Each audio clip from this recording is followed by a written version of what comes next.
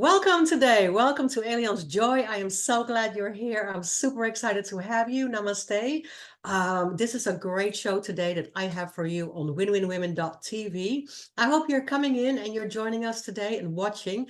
If that is maybe on Roku or Amazon or Apple TV, come join us. And of course, leave us some comments later on. We will also be on a replay on all my social media, on Julie's social media. Julie Haralson Jones is my guest today, and I am super excited to introduce you to her. So welcome to our platform here, Women for Women. We're going to have a great show today, and I'm going to introduce my guest this week. And my title was kind of, if you are depressed and suffering, and you know you're born to stand out and stand tall, and that is the message that we're going to bring today. Julie is the wife of Ricky for 40 plus years and a mom to 3 grown children, and they're amazing spouses, and she adores being Juju to her 4 precious grandchildren. She is a certified transformational life coach, a speaker, an author, and an ordained pastor. So we have lots to talk about today. After many years of believing she was broken due to suffering from severe depression and anxiety resulting from extensive long life trauma, Julie now realizes that brokenness was a beautiful gift. And I love that sentence. Her brokenness was a beautiful gift. Standing 6.1 foot tall and wearing a size 13 shoe. Julie was born to stand out and a big girl on purpose, for a purpose. And I love that as well. That is so amazing. She's an all kind of friend who loves to laugh and lead with passion, purpose, and conviction while empowering other women to walk into their God-given identity. And I love that so much, Julie. I love your introduction about that. And I've heard you and met you last year. And I'm going to always start. Welcome to the show, of course. So glad to have you today. I'm always going to start with that amazing question. Who is Julie? Well, Julie loves being here. Thank you so much, Elian. I just love the opportunity to get to hang out with you. Glad to And have what a you. blessing you are. So thank you. I appreciate you very much. And Julie is, like you said, big old girl, 6 feet, 1 inches tall, size 13 feet. Can't hide. She stands out in the crowd. And there was a period of time that I tried to hide just because, when life beats you up kind of hard, you just kind of get like a wounded dog and you go and you just hide in the corner and you just think, oh, this is too hard. I don't want to do this. But God always has a purpose in all of it.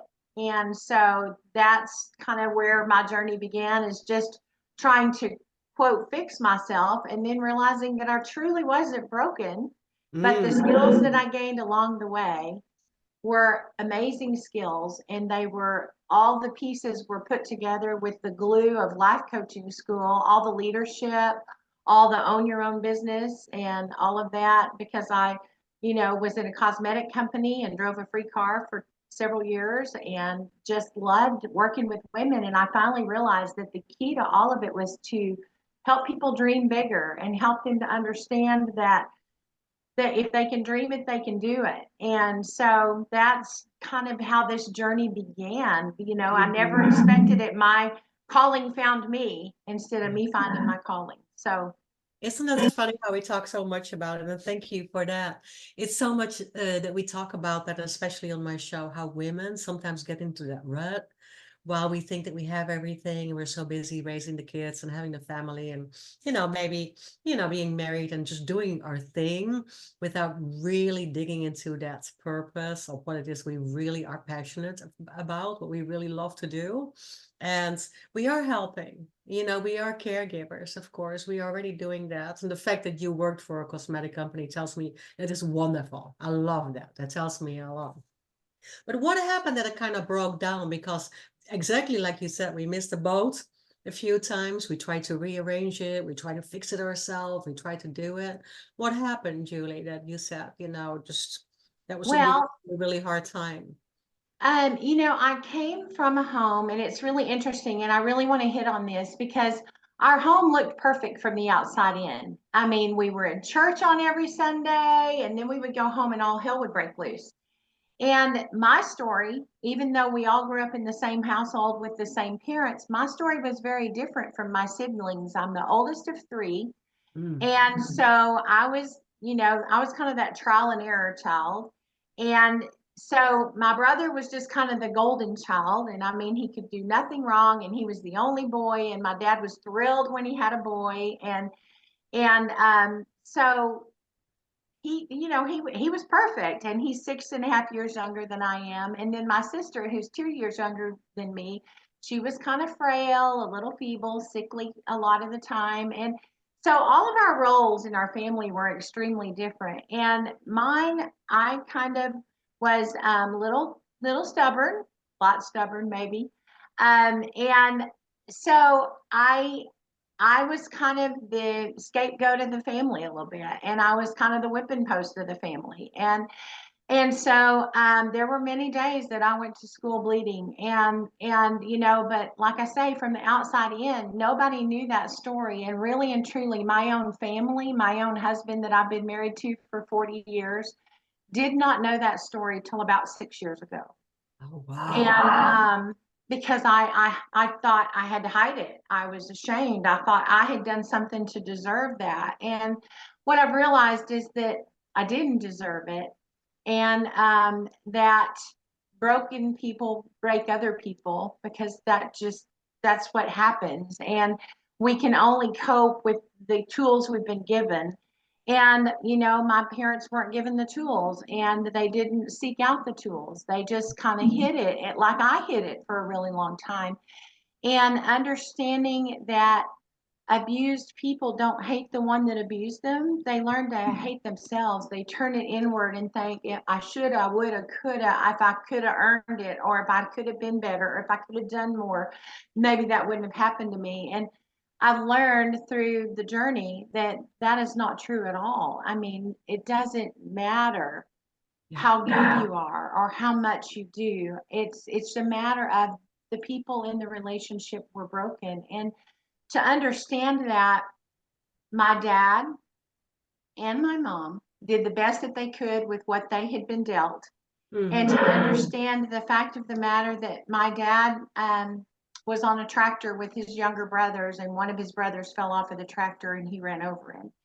And to understand that the brokenness that came from him from that Yeah. was that snapping point for him, and the thing that brought a lot of that anger to the surface. And I truly know that he was a tender-hearted man. Everybody loved him, everybody adored him, and he would just snap, and he would have no idea what he would just go into a rage and not really have any idea what he was doing. And my dad was a great man. He taught me how to work hard.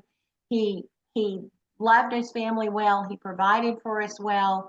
We just had to deal with those momentary moments of when that little enemy would rise up, and it would come out when it got to be too much for him to cope for. And how many of us have ever been in that position? Yeah. Where life got to be too much, and we didn't know how to deal with it all, and we were overwhelmed, and we just kind of blow. And I don't know about you, but I mean, I know that in my life I've been there where I've had to take a step back, take a deep breath, and to learn those skills, to where I didn't do that with my children, and to where that stopped with us, because my husband came from a very broken home and multiple divorces and that kind of. So the fact that we're still together 40 years later, and our children are all grown and have thriving families, and all of that is really a testimony It's to the really. goodness of God, and to the fact of the matter that we were willing to do the work, and we were willing to press in. And did we get it perfect? Absolutely not. But I just want to encourage somebody today, if that sounds a little bit like your story, that those things that have hurt you in the past can stop with your family, and they don't have to continue on through your lineage. And so that's my heart. I mean, that if I don't accomplish anything else in my life, if I can help some people stop those things that have broken their family, that has been passed down from generation to generation to generation, and I can help it stop, oh, there's nothing better in the world than that.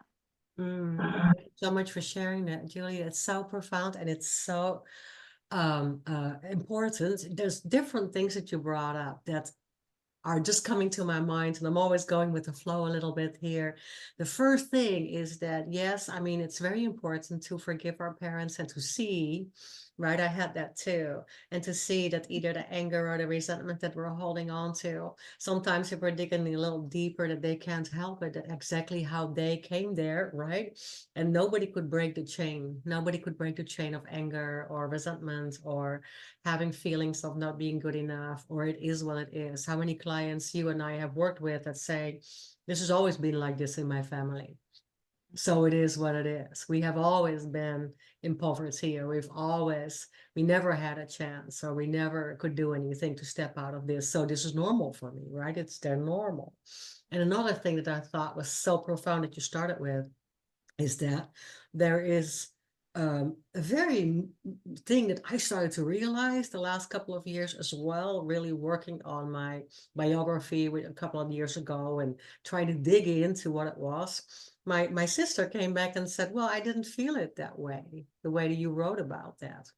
And that was so profound. And you just mentioned that, starting with that all of us had a different role or different dynamics in the family, right?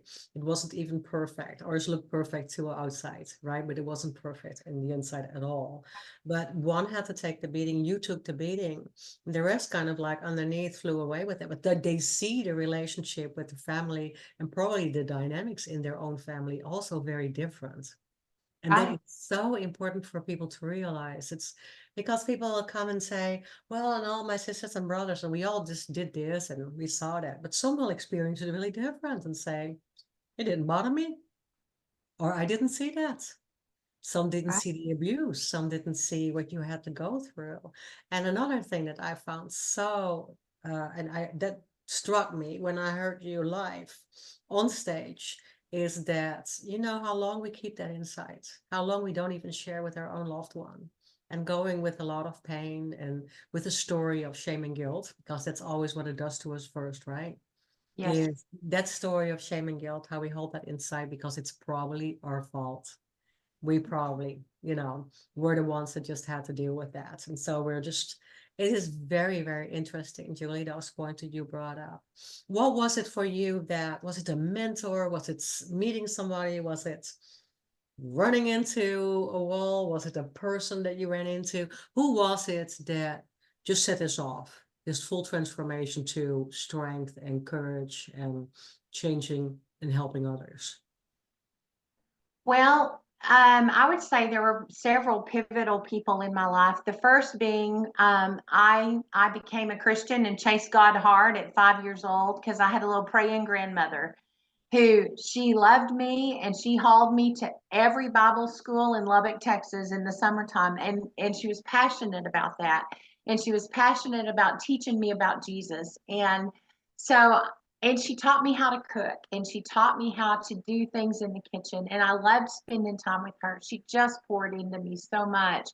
And then, I had amazing coaches and teachers because I was a basketball player at school and I got all the accolades at school. So I loved being at school. I was who's who. I was Miss SHS, all the accolades that you could get. I was a basketball captain. And so school for me was where I thrived. Yeah. And so I had amazing coaches and teachers that poured into me. And then after I got married, because I got married very, very young, and I really got married honestly to escape my home life. And now I look back and think there were a lot of ways to do that besides that. But God knew what I was supposed to do, and God knew that I was supposed to be there for that man of mine, and he was Yeah. supposed to be there for me, and we were both going to be strong enough to do what we needed to do. And Yeah. it hasn't always been pretty, but we did it. Yes. And so he's a hard worker. He's amazing. He's overcome an awful lot as well. But I will tell you, there were several years in our marriage that were extremely, extremely rocky, just based on the fact that we both brought our baggage Yeah. into the relationship and we brought our junk and we didn't know what to do with it because we didn't have anybody to teach us that. And so we pressed in at church, we pressed into Bible studies, and then I got into a cosmetic company and I had a mentor in that cosmetic company. She was a powerful woman. She taught me to dream bigger and taught me that, that life doesn't have to be what it's always been, and you can do something different. And just a powerful woman of God and a powerful businesswoman. And she came from an affluent family. And she just really kind of birthed the dream in me that just helped me to understand and realize that it didn't have to always be the way that it was. It could be different. And I could plant those dreams in my children, and I could hopefully help them to have a life better than what we had. And that was my heart's desire, is that ours be better, but that my kids' lives be amazing. And they're all doing well, and they're thriving, and they're amazing parents. And I don't get to take credit for that, but it sure Oh, is I fun. believe you do. I believe you do, absolutely. But it is Well, more, just like you said, you have to dive into it. A lot of it is faith and knowing, right? Faith and hope and knowing. That's yes. just for me, undisputable, absolutely. And it changes so much. But sometimes, even in the hardest and dark times, I remember just really kind of fighting that, right? Fighting the relationship with God, fighting the fact that um you have to believe that it will it will be better, right? There are times that we don't believe that, and so you both fought hard for that, and you both did a lot of the work and did that with your kids. And we just briefly talked about how sometimes people don't want to do the work. It is work, right? And now, going back to the story of our parents, they didn't have that mental capacity or that mental health either, right? So now we are understanding more that our thinking thrives so much of our actions in a positive way, instead of turning it around away from the negative, where we want to go first. So that is really important, that we kind of like got into that, like, oh yeah, it is so important that we have the capacity now to just constantly work on ourselves and do that growth and do that self-transformation, self-mastery, we call it sometimes. And we help with that as coaches. When did you become a coach? When did you knew, like, this is just it? I'm in sales, I'm in working with women, I'm in cosmetics, I'm in beauty, and now I'm also a coach. That was just to me, it seems like a very natural transition, very organic.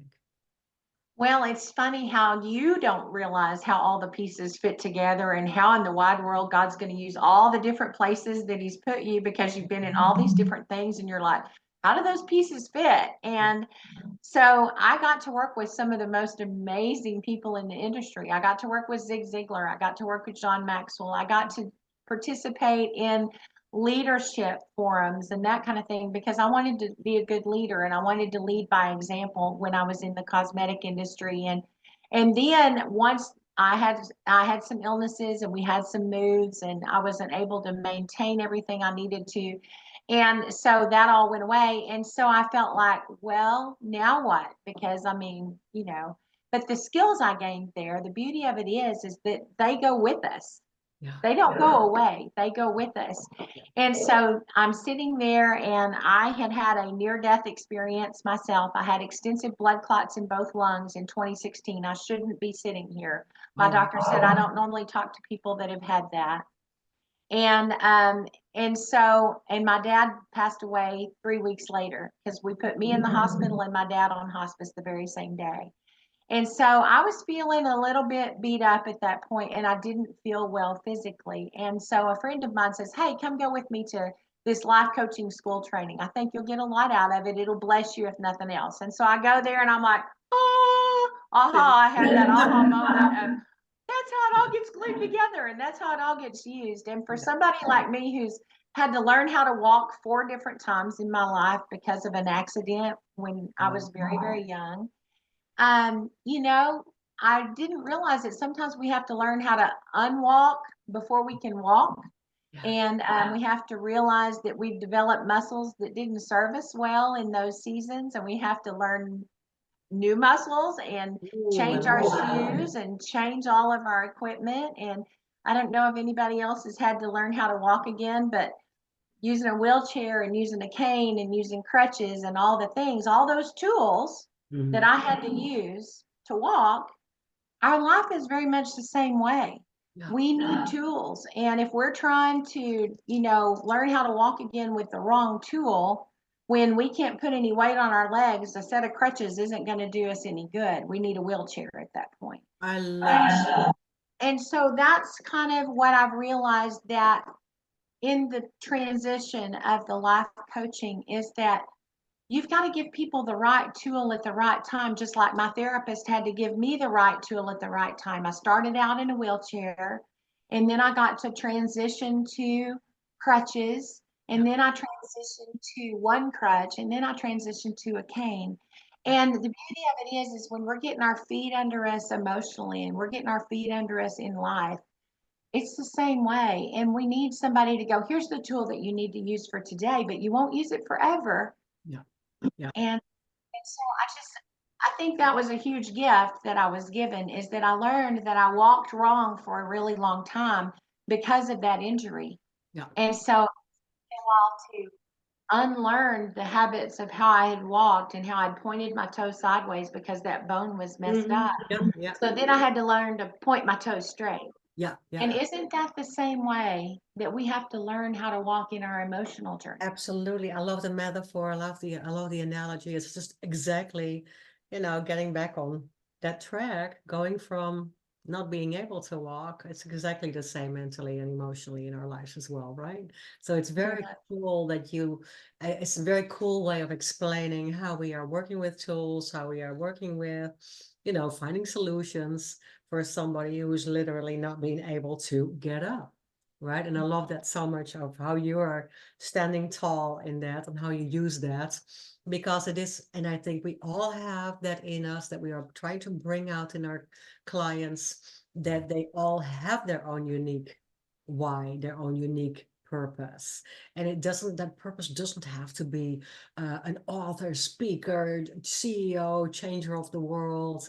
If your purpose is being a very good caretaker for your loved ones, or being an amazing, teacher, assistant, helping somewhere, being maybe a small business owner, anything, right? But we find even a little bit, and it's fun to dig. I love that, to dig for tools and ways of what our clients exactly need and what we can help them with, right?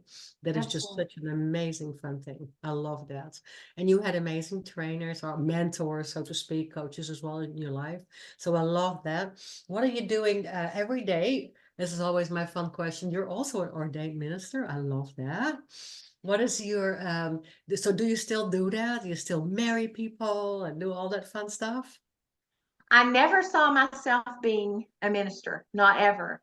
And it's so funny how God works, because I was put in ministry classes that I didn't qualify to be in, that had these huge ministries from all these huge churches all over the world. And they're going, what church are you with? And I'm like, Church of Hard Knocks. Yeah. I'm really not with a church. And God put me in two great big ministry trainings that I didn't qualify necessarily to be in, other than the fact of the matter that I had worked with a freedom ministry for many years, just to help people get inner healing and to learn about, family dynamics and family life patterns and all of that. And so I didn't see that coming. And so um, so I just want you to know that we do what we expect you to do. I was going through a really rough season in our marriage and with the transition of children all being grown.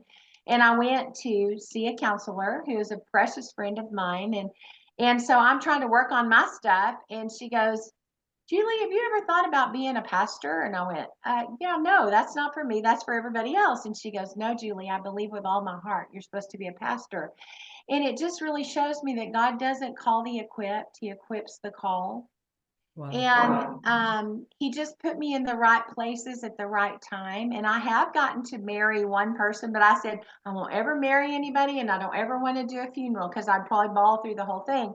And I'll be jiggered if that is not exactly what happens. Somebody calls and goes, hey, would you marry my kids? And I'm like, okay. Yeah. So really and truly, it was more of an additional tool to go in my toolbox Yeah. for my life coaching, because so much of the time, because of the freedom ministry training that I've had in order to help people heal, along with the life coaching that I've had, Yeah. that this lady watched me and she goes, I watch what you do, and you weave in and out of both of those so beautifully. And she Mhm. says, I just feel like I want to give you the ability to do pastoral counseling in conjunction with your life coaching, because I feel like that's really and truly a gift that not everybody has. And I'm like, well, I never saw that coming. And so she said, I feel like that we're supposed to do that. And so that's kind of how that came about. And I had 1,200 hours of coaching experience, and I'd never printed a business card. People just kept sending them to me, and I just kept ministering and loving Yeah. on them. And she said, and I feel like you're supposed to activate your faith and open an office. And so I did open an office in May of last year. And Mm. God has just sent me tremendous clients. He's put me in places to meet beautiful people like you. Thank you. And just to get to just do what I love to do better than anything is just love on people, I whether it's love through my kitchen. Yeah. I love loving on people, and hospitality is one of my spiritual gifts. And I'm like, God, that's a really strange gift, but okay. Yeah. And Love it. I'm so coming over for your amazing cooking. Yes. come on over. I would Oh, love yes. it because I love it. I do love cooking for people. And I Yeah. realized that that's a lost skill as I sat at the table with my daughter-in-law and my granddaughter. And the fact of the matter that my daughter-in-law didn't get it, that's also something that is not being passed down to the next generation. And that's what I got from my grandmother. And so as a grandmother, my heart is that I want to start giving some of those skills to this next generation that don't know that bread doesn't come in a package from the store. You can Yeah. actually make your own. Yeah. Well, And that's a great conversation that we had a while ago, a couple of weeks ago, about what? Not everything comes from DoorDash, right? absolutely. So, There is ways to do it yourself, and it's a great way. It's a great thing that you're passing that on, because that's one of the skills I am not. I'm lacking. I'm honest here. I'm lacking those skills. But I can help. how funny is that? Because even if I try, and I can, of course, I can cook a decent meal if I have guests over, but it was not instilled in me. How funny is that? Because when I look back, my mother absolutely hated being in the kitchen, Mhm. hated it with a passion, and told us every day how much she hated. And this was the days where you had to cook extensively, right? It took a while to put a Yeah, nice meal on the table daily. And then with a family that would eat it in 2 minutes, right? So she mhm. would scream out loud, like, why am I doing this? You guys do gobble it all up, right? So Right. all I thought was, and then of course, when I was in my 20s and 30s, I spent time in Amsterdam, where we just rather went downstairs, to catch a quick meal and a cheap meal, right, in those days, than do anything for ourselves. So that was not my forte, but I love the fact that you're sharing it. And yes, it is important.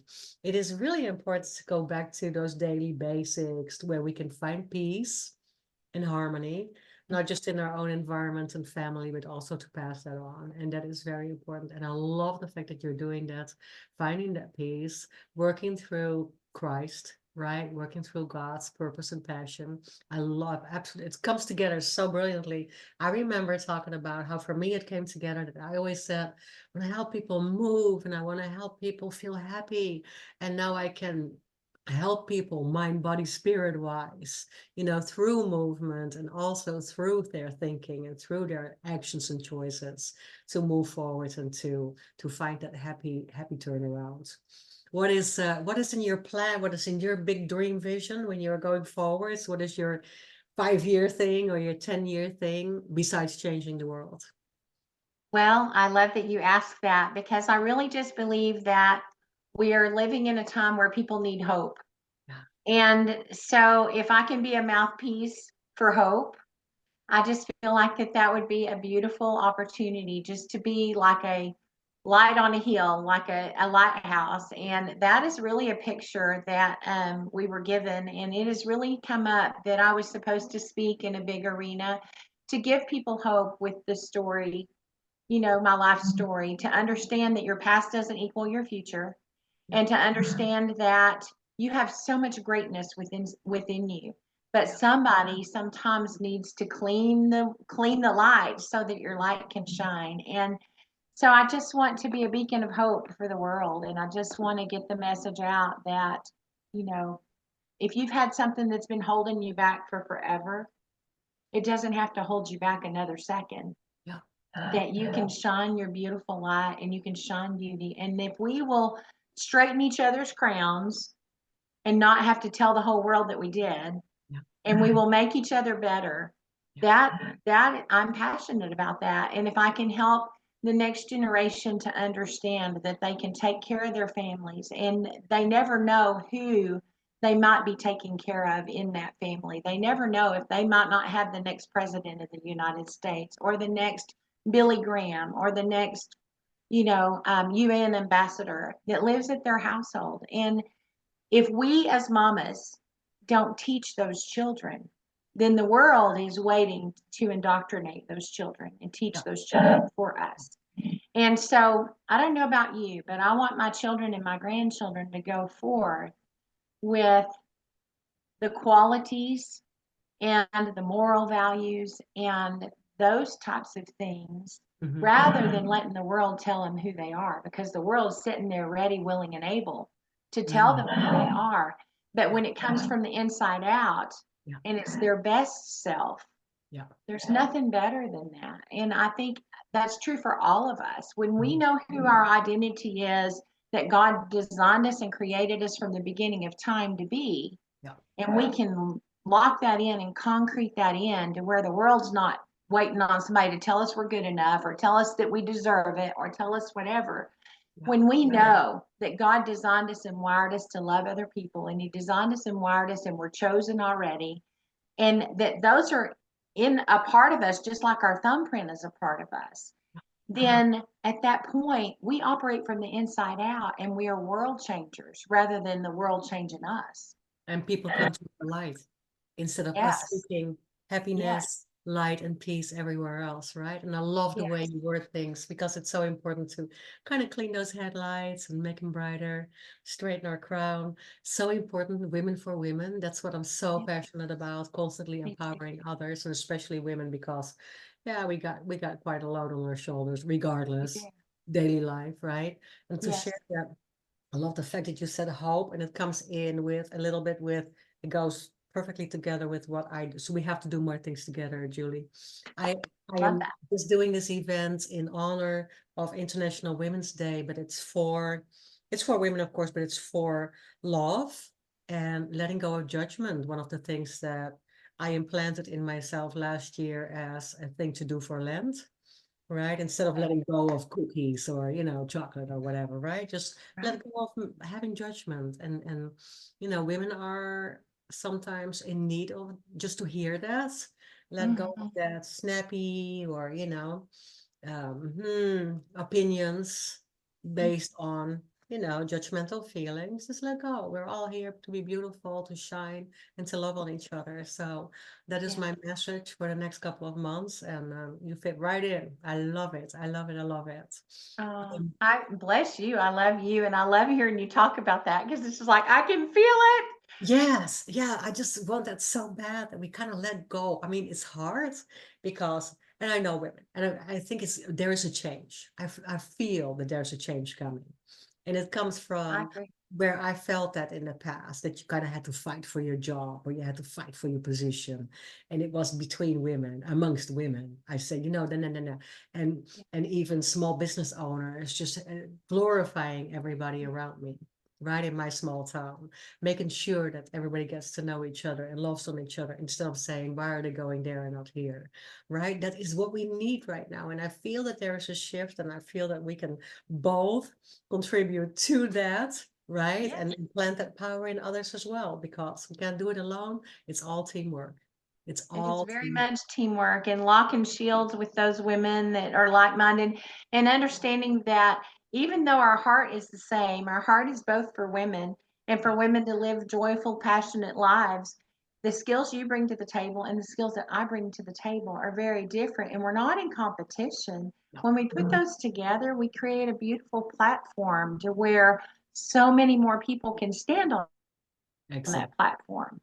And when we're fighting against each other, everybody's getting crushed in the middle. And so I feel like that if we can do more of that, and women are so hard on themselves, and they're going, I'm not doing it as good as Susie Q is. And now we have social media to contend with. So everybody's comparing themselves to everybody's highlight reel and going, oh, well, she's amazing and I'm not really good enough. And to recognize and realize that she may look amazing on Facebook today.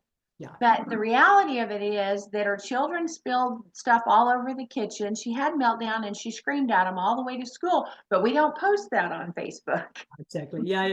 Exactly. It's very true. Yeah. It's all just glittery and shiny, and Yes. there is exactly that feeling that it creates within women, and because we are hard on ourselves, we feel that little bit of a popular word, imposter syndrome, but it's more of a finding the courage to just do it also, and finding that self-esteem and self-love, and knowing, that you just can, right?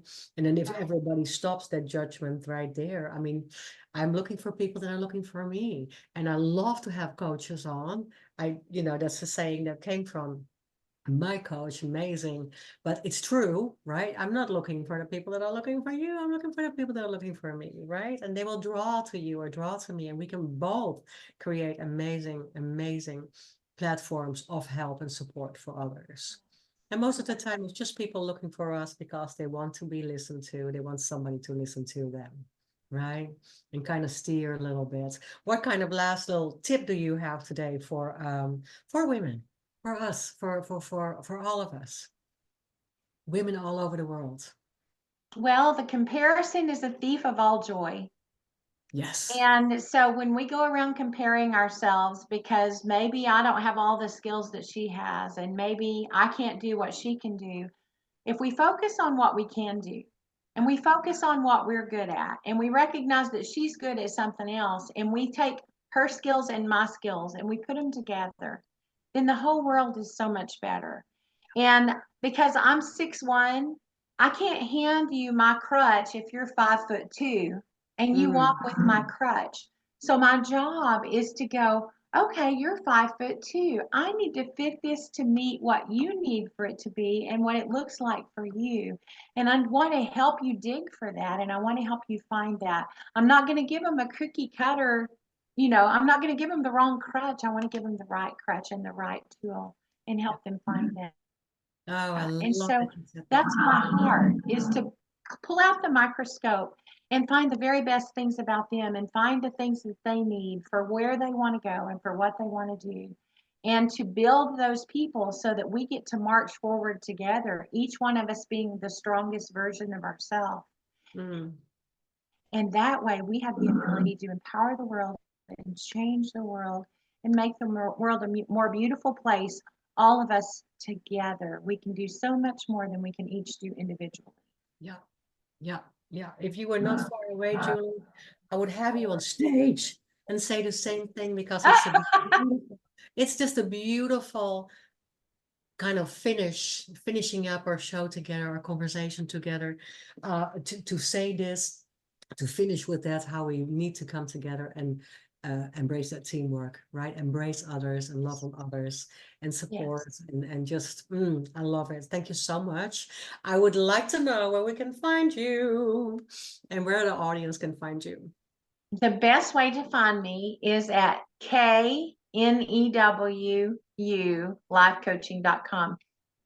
Because I named my business that because the God who knew you all along and Oh, knows yes. everything about you is Yes. the one that we want to press into. So we want to be Yes. that version of ourselves. So KNEWYOU lifecoaching.com.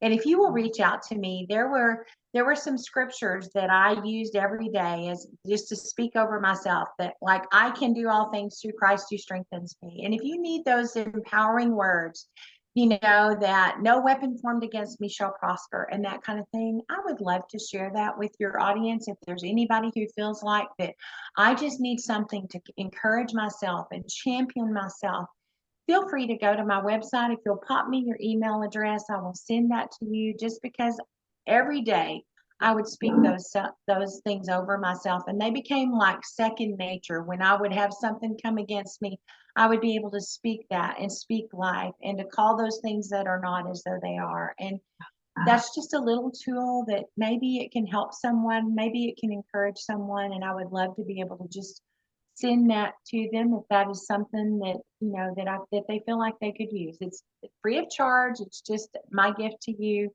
just Your an gift. encouragement. Yes, your gift, your freebie for everybody. Who doesn't want that? So reach out to Julie. And one more time, here we go, www.newyoulifecoaching.com. newyoulifecoaching.com. I love, and thank you for explaining, because that is brilliant. That's awesome. I love it. And thank you, my beautiful guest. I love you. Thank you, Julie, for being on the show today. And thank you for everybody watching. I hope you enjoyed it. I hope you will reach out to Julie on her website for your free gift. Reach out to me or Julie anytime for comments and questions, and leave it on our Facebook and on our social media, YouTube. It will be there tomorrow. The replays will be also all over, and of course on winwinwomen.tv. Thank you so much for watching today. I really hope you make it an amazing rest of the day. Thank you, and I'll see you next week. Thank you, Julie. Bless you, my Bye, friend. everyone.